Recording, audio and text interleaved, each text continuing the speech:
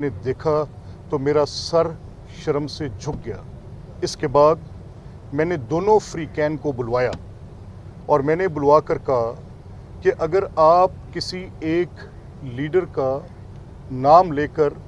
उनके वालिद साहब से मंसूब करके कोई नारेबाजी करेंगे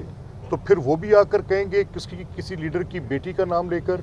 कि उसके वालिद साहब के साथ ये मामलात हैं, उनकी बीवी का नाम लेकर कहेंगे कि उनके वालिद साहब के साथ ये मामलात हैं। तो हमें कोई ज़ाब्ता अखलाक बना लेना चाहिए कि जिसमें हम फैमिलीज़ को इस तरह से यहाँ पर सवाल करके उनके ऊपर इस तरह की गंदी नारेबाजी करके बिलो द बेल्ट गंदे नारे लगाकर एक दूसरे को इश्तियाल ना दिलवाएं। मेरी हतल वसा कोशिश के बावजूद, फ्री कैन को बिठाकर बात करने के बावजूद, बिज़नेस एडवाइजरी कमेटी में ये सारे मामलात रखने के बावजूद वो लोग जो इसके मुर्तकिब हुए वो नादिम भी हुए, शर्मिंदगी का भी एहसास उन्होंने किया कि जी ये हुआ, हम ऐसा नहीं चाहते थे। लेकिन अगर कोई शख्स ये कहेगा कि जी टेरियन का नाम लेकर कहेगा, फिर उनके वालिद का नाम लेकर कहेगा कि उनके हवाले से कोई नारा लगाएगा तो फिर हम भी जवाब देंगे। मैंने कहा बड़ी अजीब बात है। मैं जो लीडर ऑफ द हाउस हैं मरियम, उनके हवाले से तो मैं आपको देखता हूँ कि आपकी जमात इकट्ठे होकर कोरस की सूरत में ये नारा जिस पर आप इतने मुश्तिल होकर बात कर रहे हैं, तो आप तो कोरस की सूरत में लगाते हैं। तो फिर आज तय कर लें कि अब ना ये नारा लगेगा, और जो नारा इस किस्म का लगाएगा और जो इस किस्म की गंदी गालियाँ देगा, जो लोगों की बीवियों के नाम लेकर उनके ऊपर बात करेगा, भले से वो कोई गवर्नमेंट पार्टी से होगा, भले से कोई अपोजिशन पार्टी, ये स्टेट ऑफ अफेयर्स है। आप मुझे बताएं क्या करूं मैं इन हालात में, जब वो लोग अपनी बिल्कुल हर इखलाकी सतह से नीचे गिर जाएंगे, हर उनकी उस बात के अंदर गलाजत, बदबू और इस किस्म की गंदी गुफ्तगू होगी, तो किस तरह से ऑर्डरली कंडक्ट मेंटेन होगा। फिर उसमें एक रूल 210 उन्होंने दिया हुआ है, और रूल 210 में लिखा है कि अगर कोई ऑब्स्ट्रक्ट करेगा प्रोसीडिंग्स को तो स्पीकर के पास ये इख्तियार है कि स्पीकर उन मेंबर्स को बार कर सकते हैं, और वो इस सूरत में कर सकते हैं कि जब तक इसके ऊपर कोई एक ज़ाब्ता अखलाक तय ना पा जाए और इसके ऊपर एक लाहे अमल बन न जाए, तब तक इसकी। और मैंने इस इख्तियार को एक्सरसाइज करते हुए ये बार किया कि ये मेंबरान जो इस काम के मुर्तकिब हुए हैं उनको उनकी मैंने इन सेशंस के लिए फॉर नंबर ऑफ सेशंस मैंने उनको बार किया। मुझे प्लीज़ खाय साहब प्लीज़। दूसरी देखें, ये जब से असेंबली कायम हुई है, आप सब दोस्त इस बात के गवाह हैं, मैंने अपनी हतल वसा कोशिश की कि डायलॉग को फ़रोग़ दिया जाए, कल्चर को फ़रोग़ दिया जाए, तहज़ीब को फ़रोग़ दिया जाए, ऐसी रवायात कायम की जाएं जिनकी पहले यहाँ नज़ीर नहीं मिलती। मेरे सामने अपोजिशन से एक मोअज़्ज़ज़ रुकन ने एतराज़ उठाया कि वो अरकान असेंबली जो कि सब्जेक्ट मैटर हैं for the supreme court hearing और उनकी सस्पेंशन के ऑर्डर्स हुए हैं, आई पास्ड अ रूलिंग। मैंने एक 3 सफ़े की रूलिंग लिख के उन मेंबर्स को जो कि गवर्नमेंट पार्टी के मेजॉरिटी पार्टी की कम से कम कोई 20 या लगभग उसके अरकान थे, मैंने उनको हाउस में आने से रोक दिया। ये मैंने रूलिंग पास की।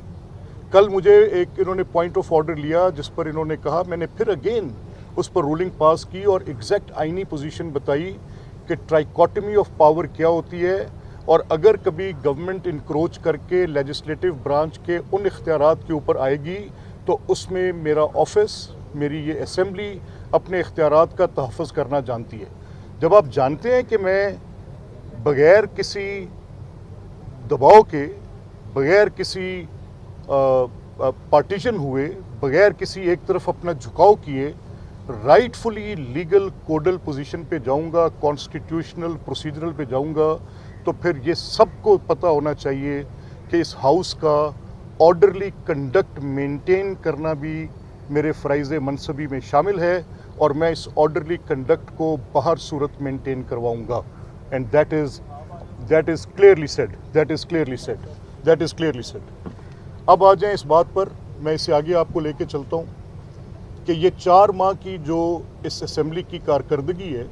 आप सब गवाह हैं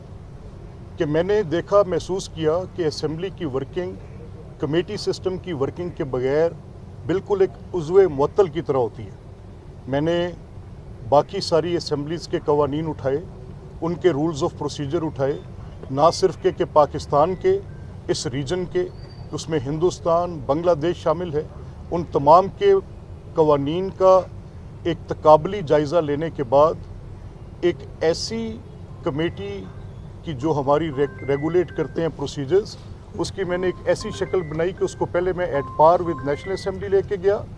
और उनको करने के बाद मैंने वो बुनियादी बुराइयां, जैसे एक बड़ी फजूल सी बात थी कि ये कमेटीज़ जो हैं ये इनके पास पार्लियामेंट्री ओवरसाइट के वो टूल्स ही अवेलेबल नहीं थे जो नेशनल असेंबली में, सेनेट में, सिंध में, बलूचिस्तान में थे। तो मैं ना सिर्फ उनको उनके साथ एट पार लेकर आया, बल्कि I took them a step forward. एक और बड़ी इंतहाई याद बात थी कि पंजाब की असेंबली है और यहाँ पर पंजाबी ज़ुबान में आप बात नहीं कर सकते। मैंने कहा बिल्कुल गलत बात है, सराइकी में करें, पंजाबी में करें, पोठुहारी में करें, मेवाती में करें, this is absolutely your right and you can do it. आप इस पर बात कर सकते हैं। वो ऐसे बेनाइन चीज़ें भी, और जिसमें बड़ी वाज़े तौर पे जैसे सुओ मोटो का इख्तियार देना कि पार्लियामेंट्री ओवरसाइट फराहम करने के लिए। देखें, आज मरीम नवाज़ साहिबा ने कल अपनी तकरीर में ये कहा कि गुड गवर्नेंस के लिए वो किसी सतह पर भी पार्लिमानी पार्टी के जो मेंबर्स होते हैं, ये एमपीज़ एमएनएज़ होते हैं, ये लोगों से वोट लेकर आते हैं। इनकी कॉन्स्टिट्यूएंट्स जो होते हैं उनकी एक डिज़ायर होती है, कईयों के जेन्युइन प्रॉब्लम्स होते हैं, ट्रांसफर्स पोस्टिंग्स के हवाले से जेन्युइन प्रॉब्लम्स होते हैं, कईयों के वेडलॉक पॉलिसीज़ के मुताबिक होते हैं, कईयों के सफ़र के मसाइल होते हैं, कोई टीचर्स होते हैं, कोई प्रोफेसर्स होते हैं, कोई बाकी गवर्नमेंट के बड़े स्ट्रक्चर में होते हैं। तो जब ये बात वो कह रही हैं कि गुड गवर्नेंस के लिए हम एक मेरिट मेंटेन कर रहे हैं, तो पूरी पार्लियामेंट्री पार्टी ये चाहती है कि गुड गवर्नेंस हो, और वो ये चाहती है कि गुड डिलीवरेंस हो, और वो ये चाहती है कि जो 100 दिनों में 100 के करीब लगभग उन्होंने इनिशिएटिव्स लिए हैं, ये गेम चेंजिंग इनिशिएटिव्स हैं। अगर इन पर अमल दरामद हो जाता है पूरी तरह से लेटर एंड स्पिरिट में, और पूरा जो एक स्ट्रक्चर है गवर्नमेंट का वो इनके ऊपर अमल दरामद करता है, और इसकी बुनियाद पे देहात के अंदर सूरत हाल बेहतर होती है, शहरों में सूरत हाल बेहतर होती है, रोड इंफ्रास्ट्रक्चर बेहतर होते हैं, हॉस्पिटल्स बेहतर होते हैं, ये आरएचसीज बेहतर होते हैं, ट्रांसपोर्ट का पूरा निज़ाम जो है वो एक नए सिरे से मुरतब किया जाता है, ये टैक्स कलेक्शंस बेहतर करते हैं। ये इन्हीं वसाइल के अंदर रहते हुए ये नई कोई नवी रेवेन्यू रिसीट्स गवर्नमेंट नहीं लेना चाह रही। बड़ी अच्छी बात है, बड़े अरसे के बाद एक नया टैक्स फ्री बजट हमें देखने को मिला इन चीफ मिनिस्टर की लीडरशिप में। तो फिर इसमें ज़रूरी बात यह है कि इसके साथ एक ओवरसाइट का मैकेनिज्म जो कॉन्स्टिट्यूशन फराहम करता है, पार्लियामेंट्री ओवरसाइट का, यानी एग्जीक्यूटिव अपना काम करे, और स्कीम ऑफ थिंग्स में आप देखें ना, तो अगर ये आप इसको ऐसे होस्टेज करके रखेंगे, इस तरह की हुल्लड़बाजी के होस्टेज करके रखेंगे, और मेरा ये सवाल है, मैं दोहरा कर पूछता हूँ, बार बार पूछ रहा हूँ, कल से मैंने 20 लोगों से ये पूछा है कि अगर लीडर ऑफ अपोजिशन का ये हक है कि वो बात करें, तमाम लोग यहाँ पर बैठ जाएं, खामोशी के साथ उनकी बात सुने, अपोजिशन का कोई रुकन बात करे, वज़रा साहिबान की तरफ से कोई जवाब ना आ रहा हो तो हम उस पर उनकी सरजनिश भी करें और उनसे कहें कि आप असेंबली की कार्रवाई को संजीदा लें और इसके अंदर अपने जवाबात फौरी तौर पर जमा कराएं। अगर हम देखें किसी जगह पर हमें दिए गए जवाबात में कोई गलती नज़र आती है, हम उस पर कोई कंटेम्प्ट की प्रोसीडिंग्स, उसमें हम कोई प्रिविलेजेस की प्रोसीडिंग स्टार्ट कर दें, गवर्नमेंट को ऑन फीट रखें जस्ट अपॉन दिस पोजीशन कि असेंबली की कार्रवाई के अंदर ऑब्स्ट्रक्शन नहीं होनी चाहिए, जवाब गलत नहीं आना चाहिए। तो चे जाए कि वहाँ पर लोगों को ये इजाज़त दे दी जाए कि वो लोगों को गंदी नंगी गालियाँ दें, लोगों के वालिदैन के नाम ले लेकर उनके ऊपर नारेबाजी करके कस कर बेहुदा नारे कसें।